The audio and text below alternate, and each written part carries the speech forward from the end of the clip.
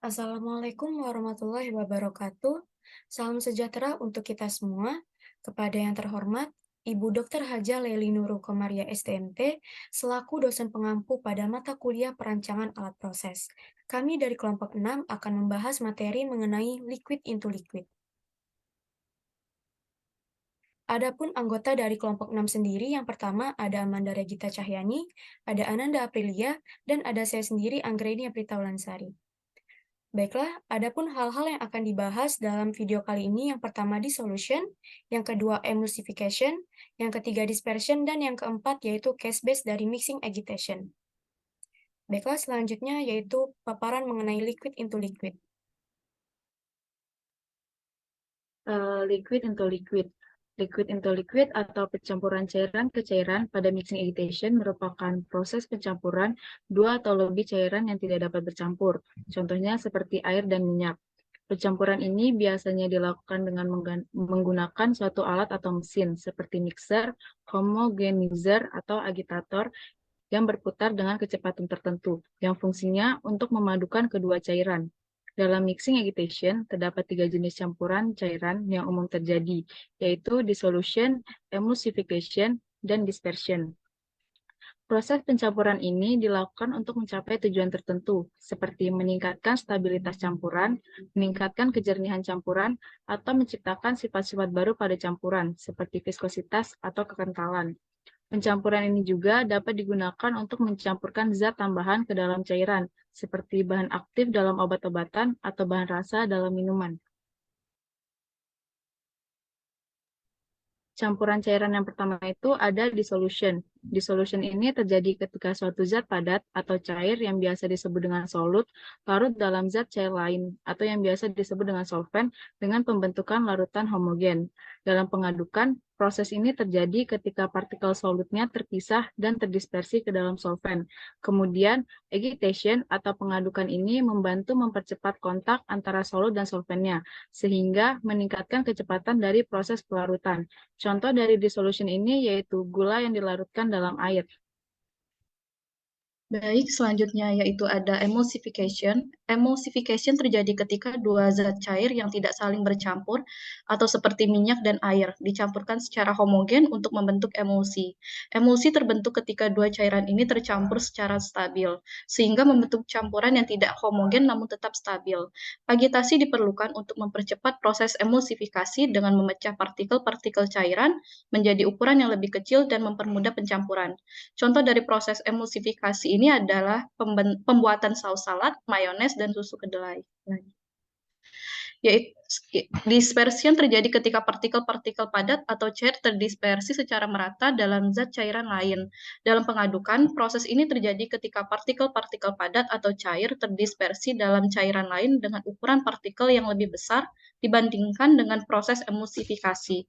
Agitasi diperlukan untuk mempercepat proses dispersi dengan mengaduk campuran secara intensif, sehingga partikel-partikel padat atau cair dapat terpisah dan terdispersi secara merata dalam cairan. Contoh dari proses dispersi ini adalah pembuatan pasta gigi, cat atau kosmetik yang mengandung pigmen atau partikel-partikel halus. Dalam kesimpulan ini, mixing agitation memainkan peranan penting dalam proses pelarutan, emulsifikasi, dan dispersi dalam campuran cairan. Pada dasarnya, agitasi mempercepat proses pencampuran dengan mengaduk campuran secara intensif, sehingga partikel-partikel yang terdispersi dalam cairan dapat terpisah dan tersebar merata. Berikut ini adalah contoh pengaplikasian mixing agitation terhadap suatu fluida yang akan ditampilkan. The design of the Silverson batch mixer not only substantially reduces mixing times, but also allows the machine the ability to operate far beyond the capabilities of a conventional agitator. Here's how it works. The high-speed rotation of the rotor exerts a powerful suction, drawing liquid and solid materials upwards into the workhead. Centrifugal force then drives the materials towards the periphery of the workhead, where they are rapidly milled between the rotor blades and the stator. This is followed by intense hydraulic shear as the materials are forced out through the perforations and back into the mix. Fresh material is continually drawn into the workhead, resulting in a circulatory pattern of mixing all below the surface. As a result, there is little or no turbulence above the surface and aeration is reduced to a minimum.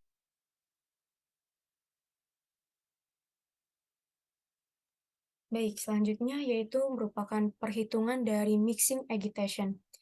Tangki yang diaduk dengan impeller Ruston standar diperlukan untuk mendispersikan gas dalam larutan yang sifatnya mirip dengan air. Tangki akan berdiameter 6 meter, yang mana impellernya berdiameter 1 meter.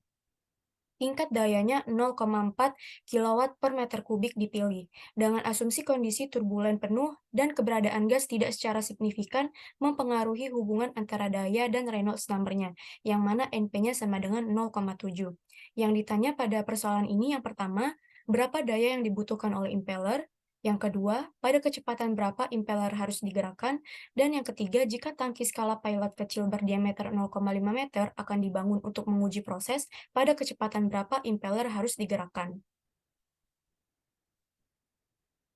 Baik, diketahui dari soal tadi bahwa tingkat dayanya itu sebesar 0,4 kW per meter kubik.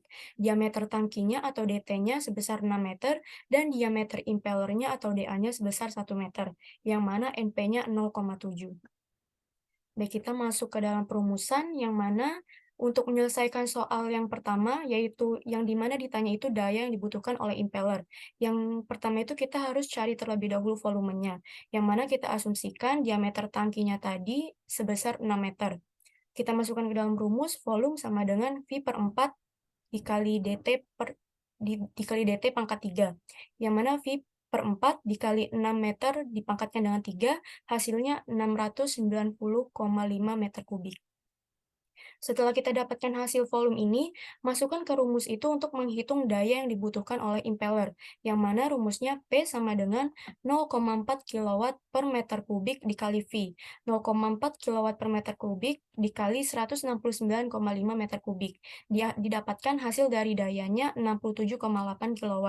Jadi daya yang dibutuhkan oleh impeller sebesar 67,8 kW. Lalu untuk soal yang kedua, pada kecepatan berapa impeller digerakkan? Density-nya sebesar 1000 kg per meter kubik. DA-nya sebesar 1 meter dan NP-nya 0,7. Kita masukkan rumus missing power yang mana P sama dengan NP dikali Rho dikali DA pangkat 5 dikali N pangkat 3.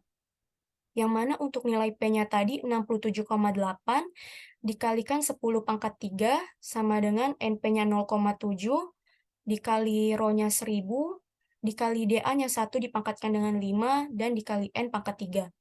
67.800 sama dengan 700 dikali N pangkat 3. Lalu kita dapatkan hasil N pangkat 3 sebesar 96,85 Hz, yang mana N sama dengan 4,59 Hz, sama dengan 275,4 revolution per minute. Lalu untuk soalan yang ketiga, jika DT tangki skala pilot kecil 0,5 meter, pada kecepatan berapa impeller harus digerakkan? Kita gunakan equipment scaling, yang mana untuk tangki besarnya kita rumuskan P sama dengan KDA pangkat 5 dikalikan dengan N pangkat 3, yang mana P tadi nilainya sebesar 67,8 kali 10 pangkat 3, nilai K yang akan kita cari, lalu DA-nya 1, kita pangkatkan dengan 5, N tadi sebesar 4,59 dipangkatkan dengan 3. 67.800 sama dengan 96,7 dikalikan dengan K. Lalu kita dapatkan hasil K-nya sebesar 67.800 dibagi 96,7 sebesar 701. Lalu kita cari juga untuk tangki kecilnya. P sama dengan 0,4 kW per meter kubik dikali Pi per 4 dikali 0,5 kuadrat dikali 0,5, yang mana didapatkan daya untuk tangki kecilnya sebesar 39,25 Watt.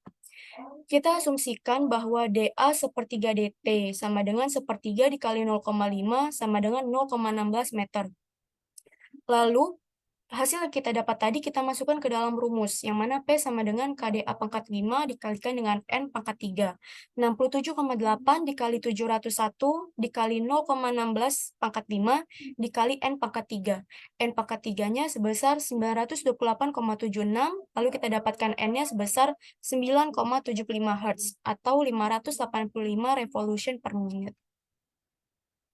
Oke, baiklah, hanya itu saja yang dapat kami sampaikan mengenai materi liquid into liquid.